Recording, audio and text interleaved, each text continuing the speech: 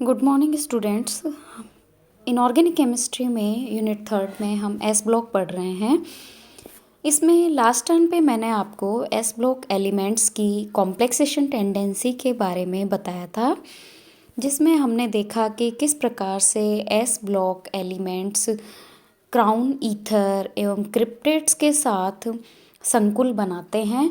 Crown ether मैंने बताया था, क्राउन ईथर क्या होते हैं। इनमें जो ऑर्गेनिक पार्ट होता है वो एक क्राउन की तरह प्रेजेंट होता है, इस वजह से इन्हें क्राउन ईथर कहा जाता है। और जब क्राउन ईथर क्षार धातुओं के साथ ऐसे संकुल बनाए जिनका नेचर अनुचुंबकीय होता है, तो उन्हें हम इलेक्ट्राइड भी कहते हैं, जिनका रंग काला होता है। इसके बाद हमने क्रिप्टेट्स की बात करी थी। क्रिप्टेट्स में क्या होता है कि जो केंद्रीय धातु आयन होता है वो इस तरीके से उसके चारों ओर वलय होती है कि सेंट्रल मेटल आयन जो है वो छिपा हुआ होता है। क्षारीय मृदा धातुओं में भी मैंने आपको बताया कि संकुलन की प्रवृत्ति काफ़ी पाई जाती है। क्षारीय मृदा धातुओं में बेरिलियम का आकार छोटा होने के कारण सबसे ज़्यादा जो कॉम्प्लेक्सेशन की टेंडेंसी है वो इसमें पाई जाती है और यह अनेक प्रकार के कॉम्प्लेक्स बनाता है। इसके अलावा कैल्शियम मैग्नीशियम के विलयन में संकुल बनाने की प्रवृत्ति रहती है। ये ऑक्सीजन दाता लिगेंड से संकुल बनाते हैं। पृथ्वी पर जीवन के लिए जो काफ़ी इम्पोर्टेंट कॉम्प्लेक्स है वो क्लोरोफिल है, जिसमें कि मैग्नीशियम जो कि एक मैग्नीशियम का यौगिक है और मैग्नीशियम क्षारीय मृदा धातुओं से बिलोंग करता है, हम सब जानते हैं। इसके अलावा मैग्नीशियम और भी काफ़ी सारे संकुल बनाते हैं, बट इम्पोर्टेंट जो इसका कॉम्प्लेक्स है वो है क्लोरोफिल। कैल्शियम की अगर हम बात करें तो कैल्शियम एक इम्पोर्टेंट कॉम्प्लेक्स ईडीटीए यानी इथाइलिन डायमीन टेट्रा एसिटिक अम्ल के साथ बनाता है। ईडीटीए जो है वो एक हेक्साडेंटेट लिगेंड है। इसमें इस लिगेंड में जो डोनर एटम है वो 4 ऑक्सीजन एटम हैं और 2 नाइट्रोजन एटम हैं। ईडीटीए का प्रयोग जल की कठोरता के मापन में किया जाता है। इसके अलावा क्षारीय मृदा धातुएं क्राउन ईथर्स एवं क्रिप्टेट के साथ भी स्थायी संकुल बनाती हैं। तो ये हमें ध्यान रखना है कि क्षारीय मृदा धातुओं में एक तो बेरिलियम सबसे ज़्यादा कॉम्प्लेक्स बनाता है, मैग्नीशियम का इम्पॉर्टेंट कॉम्प्लेक्स है क्लोरोफिल, और कैल्शियम जो है वो ईडीटीए के साथ इम्पॉर्टेंट कॉम्प्लेक्स बनाता है। अब हम बात करते हैं एस ब्लॉक एलिमेंट्स की जैविक तंत्र में कार्य, यानी एस खंड के तत्वों के जैविक तंत्र में कार्य, functions of S block elements in bio system. S block तत्व प्राणियों एवं पौधों में इम्पोर्टेंट रोल प्ले करते हैं। जीवों में कम से कम 27 तत्वों की आवश्यकता होती है, 27 एलिमेंट्स की। लेकिन उन 27 एलिमेंट्स में से 15 एलिमेंट धातुएं हैं, और अगर हम क्वांटिटी वे से देखें, मात्रा की दृष्टि से देखें, तो 4 इम्पोर्टेंट मेटल्स हैं जो कि बॉडी में पाई जाती है। प्लांट बॉडी की बात करें या ह्यूमन बॉडी की बात करें तो वो है सोडियम, पोटेशियम, कैल्शियम एवं मैग्नीशियम। और ये क्या हैं? एस ब्लॉक के तत्व हैं जिनकी मात्रा 0.05 से 1% के बीच होती है। कोशिका के अंदर एवं बाहर ये तत्व निम्न स्थानों पर पाए जाते हैं: कोशिका की झिल्ली की बाह्य दीवार पर तथा कोशिका से जो बाहर द्रव्य होता है उसमें। तो ये है सोडियम एवं कैल्शियम। कोशिका के अंदर नाभिक एवं माइटोकॉन्ड्रिया में पोटेशियम एवं मैग्नीशियम। झिल्ली की आंतरिक सतह तथा कोशिका में भरे साइटोप्लाज्म नामक द्रव्य में, जो कि जलीय प्रावस्था में होता है, उसमें पाए जाते हैं पोटेशियम एवं मैग्नीशियम। तो हालांकि पोटेशियम एवं मैग्नीशियम केमिकल प्रॉपर्टीज़ में काफ़ी समानता दिखाते हैं, लेकिन अगर हम जैविक दृष्टि की बात करें तो इनके प्रॉपर्टीज़ में काफ़ी डिफरेंस होता है। सोडियम आयन कोशिका में से तेजी से बाहर आ सकते हैं, जबकि पोटेशियम आयन नहीं। और कोशिका में से अंदर एवं बाहर इन आयनों का जो ये ट्रांसपोर्टेशन होता है, that is called as sodium potassium pump. Potassium ion में तेजी से कोशिका में प्रवेश करने की क्षमता होती है, यानी ध्यान रखना है, सोडियम आयन तेजी से कोशिका से बाहर आ जाता है और पोटेशियम आयन तेजी से कोशिका में प्रवेश कर सकता है, यानी both have just opposite tendency. Sodium ion तेजी से बाहर आ सकता है और पोटेशियम आयन तेजी से कोशिका में प्रवेश कर सकता है। तो सामान्यतः कोशिकाओं में जो पोटेशियम की कंसंट्रेशन होती है वो है 0.15 मोल एवं सोडियम आयन की सांद्रता 0.01 मोल होती है। शरीर के लिक्विड लिम्फ एवं ब्लड में पोटेशियम आयन की सांद्रता 0.003 मोल एवं सोडियम आयन की सांद्रता 0.15 मोल होती है। आयन परिवहन में आवश्यक ऊर्जा की पूर्ति एटीपी से एडीपी में कन्वर्ट होने से मिलती है।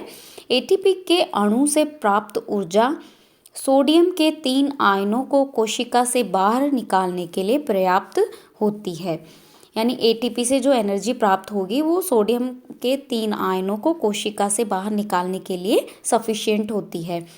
और कोशिका के अंदर एवं बाहर जो सोडियम पोटेशियम रेशियो है उसके मान में अगर कुछ चेंज होता है तो कोशिका भित्ति यानी सेल वॉल पर विद्युत विभव स्थापित हो जाता है, जिसकी सहायता से इस विद्युत विभव की हेल्प से ही तंत्रिकाएं यानी नर्व्स एवं मसल्स अपना काम करती हैं।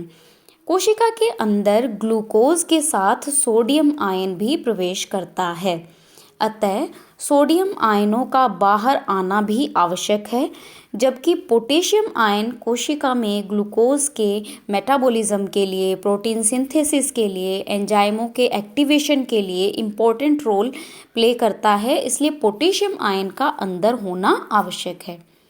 यानी हमने रीज़न बताया है कि क्यों सोडियम आयन बाहर आते हैं कोशिका से और पोटेशियम आयन अंदर जाते हैं, क्योंकि कोशिका के अंदर क्या होता है, ग्लूकोज के साथ सोडियम आयन भी प्रवेश करता है, तो इसलिए उसका बाहर आना भी आवश्यक है, अदरवाइज उसकी क्वांटिटी एक्स्ट्रा हो जाएगी। उधर पोटेशियम आयन कोशिका में ग्लूकोज के metabolism, protein synthesis, activation of enzymes काफ़ी सारे इम्पोर्टेंट काम करता है, इसलिए इसका अंदर होना भी आवश्यक है। जंतु कोशिकाओं के भीतर मैग्नीशियम आयन अधिक सांद्रता में होते हैं, जबकि बाहर के द्रव्य में कैल्शियम आयन की सांद्रता उच्च होती है। मैग्नीशियम आयन एटीपी अणुओं के साथ कॉम्प्लेक्स बनाते हैं तथा फोस्फोहाइड्रोलिसिस फोस्फोट्रांसफरेसिस का अवयव है, जो ऊर्जा उत्सर्जन के लिए एटीपी अभिक्रिया में एंजाइम उत्प्रेरक का कार्य करते हैं। क्लोरोफिल ए एवं क्लोरोफिल बी, ये मैंने लिखा भी है यहाँ पे कि जो मैग्नीशियम है वो क्लोरोफिल में प्रेजेंट होता है Mg2+ आयन, और मैग्नीशियम पौधों के जो हरे भागों में उपस्थित क्लोरोफिल है उसमें मैग्नीशियम एक इम्पॉर्टेंट एलिमेंट है।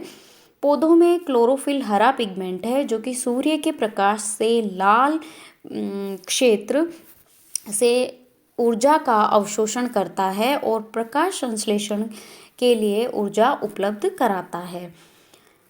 इस प्रक्रिया में क्या होता है कि कार्बन डाइऑक्साइड जो है वो कार्बन डाइऑक्साइड, ये रिएक्शन मैंने यहाँ लास्ट में लिखी है, वहाँ पीछे हम इसको भूल गए थे। तो कार्बन डाइऑक्साइड ग्लूकोज में कन्वर्ट होती है in presence of chlorophyll with the use of sunlight. लगभग सारा जीवन क्लोरोफिल तथा प्रकाश संश्लेषण पर ही निर्भर करता है, किसका, प्लांट्स का। और मैग्नीशियम जो कि किसका, क्लोरोफिल का एक इम्पॉर्टेंट पार्ट है, ये इसमें बहुत ही इम्पॉर्टेंट रोल प्ले करता है। अब हम बात करें कि कैल्शियम जो है दांतों एवं हड्डियों में एपेटाइट यानी कि Ca3PO4 whole twice calcium phosphate के रूप में तथा दांतों के इनेमल में फ्लोरोएपेटाइट यानी कि 3Ca3PO4 होल ट्वाइस CaF2 के रूप में प्रेजेंट होता है। यानी कैल्शियम जो है बहुत इम्पोर्टेंट है दांतों एवं हड्डियों में, तो एपेटाइट के रूप में। इसी प्रकार कैल्शियम दांतों के इनेमल में फ्लोरोएपेटाइट के रूप में प्रेजेंट होता है। इसके अलावा जो कैल्शियम है, कैल्शियम आयन होते हैं, ये रक्त का थक्का बनाने एवं हृदय की धड़कन में मांसपेशियों के संकुचन को भी नियंत्रित करते हैं। यानी कैल्शियम आयन एक तो ब्लड कोagulation यानी रक्त का थक्का बनने में और मांसपेशियों के सिकुड़ने की क्रिया प्रारंभ करने में, और जो हार्ट है उसके नियमित स्पंदन बनाए रखने के लिए कैल्शियम आयंस की आवश्यकता होती है। तो ये हम देख सकते हैं कि क्षारीय धातु और क्षारीय मृदा धातु में काफ़ी एलिमेंट्स ऐसे हैं, लाइक सोडियम है, कैल्शियम है, पोटेशियम है, मैग्नीशियम है।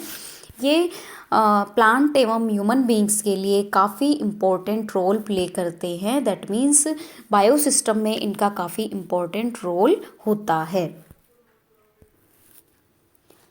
लाइक अगर क्लोरोफिल है, क्लोरोफिल ए, क्लोरोफिल बी, इनमें ये किसके कॉम्प्लेक्स होते हैं? मैग्नीशियम आयनों के Mg2+ आयनों के संकुल होते हैं, जो कि हरे रंग के पौधों में पाए जाते हैं। क्लोरोफिल के कारण पौधे फोटोसिंथेसिस कर पाते हैं, जिसकी वजह से क्या बनता है? कार्बोहाइड्रेट बनता है।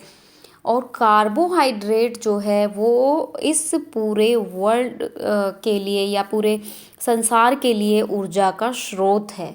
तो बहुत ही इम्पोर्टेंट यहाँ रिएक्शन होती है, जिसमें 6 मॉलिक्यूल कार्बन डाइऑक्साइड के, 12 मॉलिक्यूल वाटर के यहाँ यूज़ आते हैं। In presence of chlorophyll and sunlight ये किस में कन्वर्ट होते हैं? कार्बोहाइड्रेट यानी C6H12O6 जिसको शर्करा यानी ग्लूकोज कहते हैं, प्लस यहाँ 6 मॉलिक्यूल वाटर के निकलते हैं और 6 मॉलिक्यूल ऑक्सीजन के। इसीलिए इस फोटोसिंथेसिस की प्रोसेस में अगर आप देख सकते हैं कि यहाँ पर पौधे अपना भोजन भी बनाते हैं और साथ ही साथ हमने क्या देखा? 6 मॉलिक्यूल ऑक्सीजन के भी यहाँ से निकलते हैं। दैट मीन्स फ्रेश जो ऑक्सीजन है उसका फॉर्मेशन या सिंथेसिस कह सकते हैं, वो भी प्लांट्स करते हैं, जो कि हमारे लिए बहुत ही रिक्वायर्ड है, एसेंशियल है।